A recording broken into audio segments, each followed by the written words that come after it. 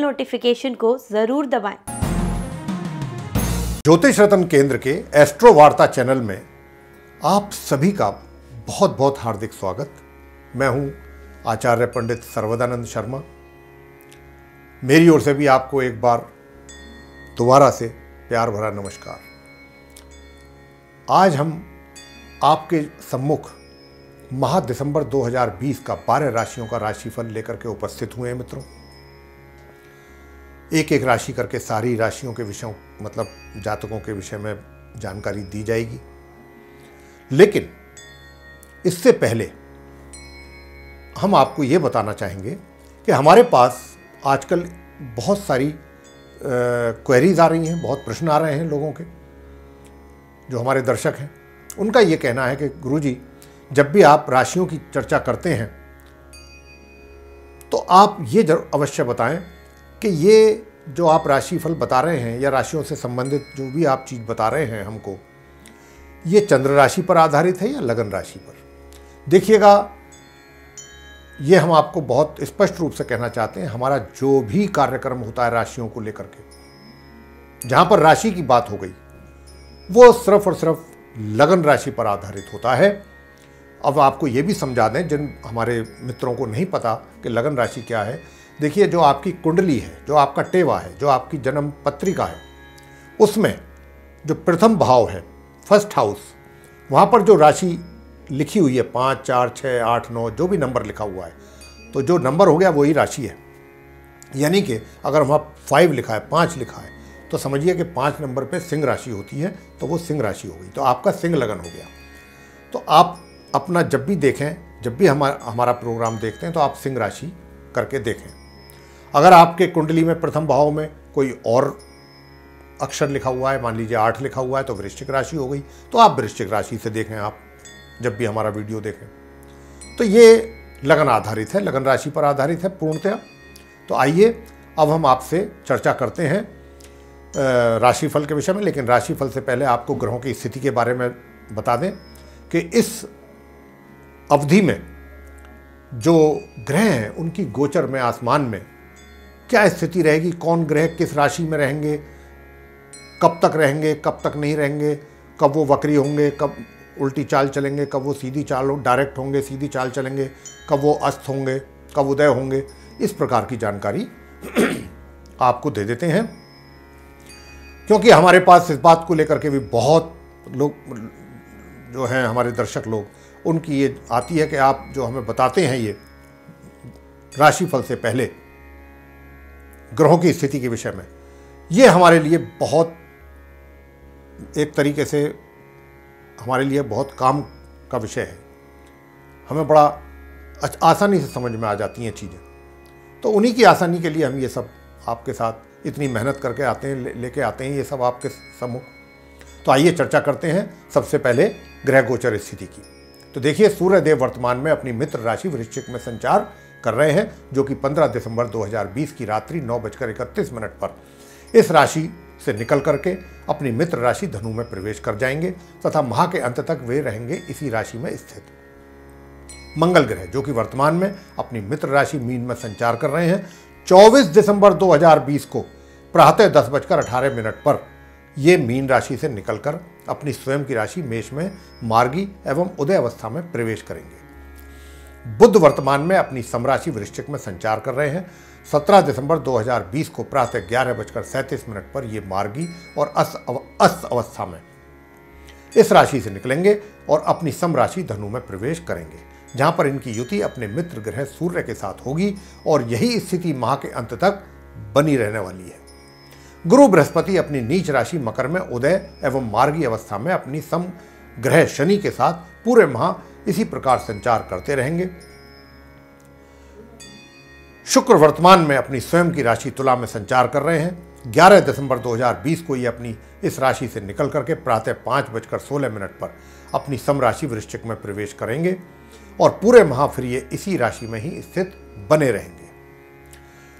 शनि ग्रह मार्गी एवं उदय अवस्था में अपनी स्वयं की राशि मकर में संचार कर रहे हैं अपने समग्रह गुरु के साथ। और जैसा कि हमने कहा कि गुरु इस समय नीच अवस्था में शनि के साथ विराजमान है और यह संचार इसी प्रकार होता रहेगा पूरे माह। राहु अपनी मित्र राशि वृषभ में पूरे माह संचार करते रहेंगे इसी प्रकार, और केतु अपनी मित्र राशि वृश्चिक में इसी प्रकार संचार पूरे माह करते रहेंगे। तो ये था मित्रों ग्रह गोचर की स्थिति। आगे अब आपसे चर्चा करते हैं आपके राशिफल के विषय में। अब हम जो चर्चा करेंगे मकर राशि के जातकों की राशिफल की चर्चा करेंगे माह दिसंबर 2020 की, और सबसे पहले आपको आपके व्यवसाय के हालात से अवगत कराएंगे। आप मकर राशि के जातकों के जीवन में शनि की 7.5 का दूसरा चरण चल रहा है, तो इसका प्रभाव होने के कारण व्यर्थ की परेशानियां आपके अपने व्यवसाय से संबंधित चलेंगी। लेकिन इस माह के मध्य तक आपके शुक्र के दशम भाव में स्थित होने से, और शुक्र आपके व्यवसाय के घर के स्वामी भी हैं और इन्होंने एक बहुत ही अच्छे राजयोग का निर्माण किया है, तो इस माह के मध्य तक आपको अपने रोजगार या व्यापार में भी सभी ओर से सकारात्मक परिणामों की प्राप्ति होगी।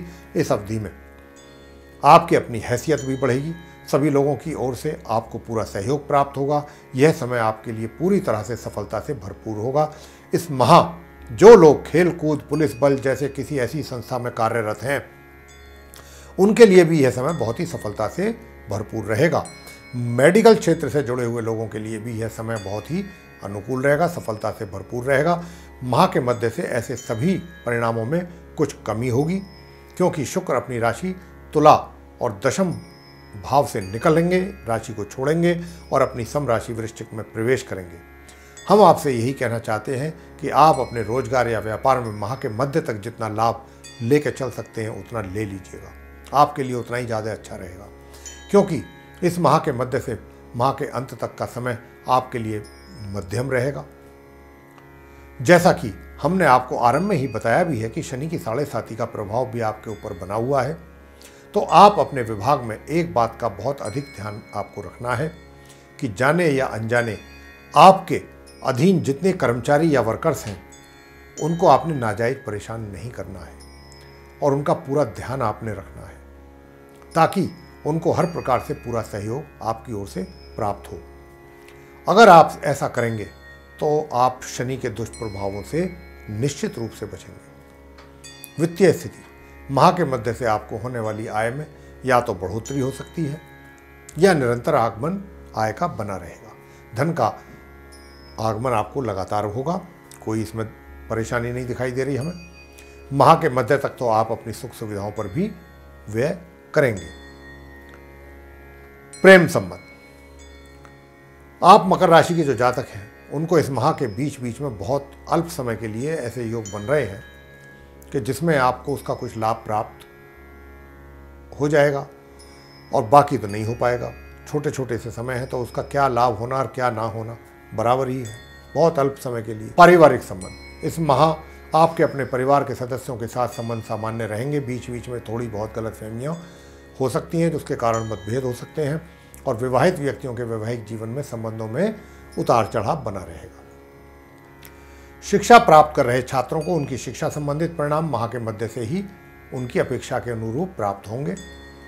माता पिता को संतान के विषय में बात कर रहे हैं, माता पिता को अपनी संतान की ओर से मन में शांति बनेगी और यह स्थिति इस माह के मध्य तक तो पूरी तरह बनी रहेगी। माह मध्य से आपको अपनी संतान के द्वारा शुभ परिणामों की जो प्राप्तियां हैं वो उसमें वृद्धि होगी। स्वास्थ्य, इस माह के आरंभ से मध्य तक स्वास्थ्य में कुछ कमी दिखाई दे रही है, लेकिन इसके पश्चात सुधार होगा। उपाय, कौन से उपाय करें कि जो ये भिन्न भिन्न क्षेत्रों में आपको भिन्न भिन्न प्रकार की जो समस्याओं का उल्लेख अभी हमने किया है कि आपको इन समस्याओं से रूबरू होना पड़ सकता है इस अवधि में माह दिसंबर में, तो उनसे बचने के लिए कौन से ऐसे उपाय करें कि जो ये समस्याओं का सामना ना करना पड़े।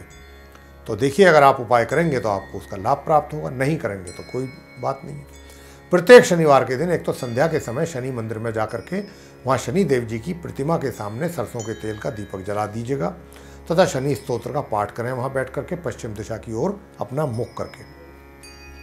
गुरुवार के दिन प्रातःकाल स्नान आदि से निवृत्त होकर केसर का तिलक आपने अपने माथे पर लगाना है, नाभि पे लगाना है। सूर्य को प्रतिदिन प्रातःकाल जल अर्पित करना है तांबे के कलश से, उसमें एक चुटकी कुमकुम भी मिला लें। बुधवार के दिन विष्णु सहस्त्रनाम का पाठ करना है बैठ करके। बस इतने उपाय आपने करने हैं, बड़े आसान आसान छोटे छोटे, इनसे ही आपकी समस्याओं का समाधान हो जाएगा।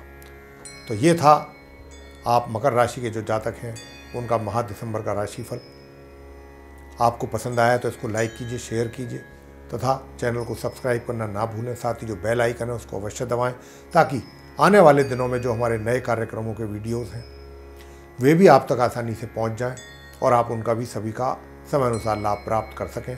इसी के साथ बहुत बहुत धन्यवाद। जय माता दी।